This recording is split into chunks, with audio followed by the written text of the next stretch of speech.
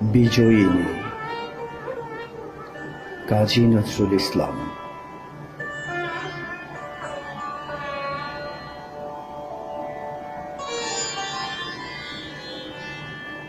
হে মোর রানী,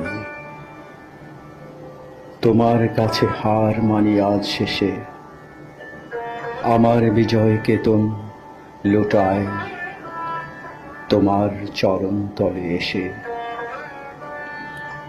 আমার সমর জয়ী অমর তরবারি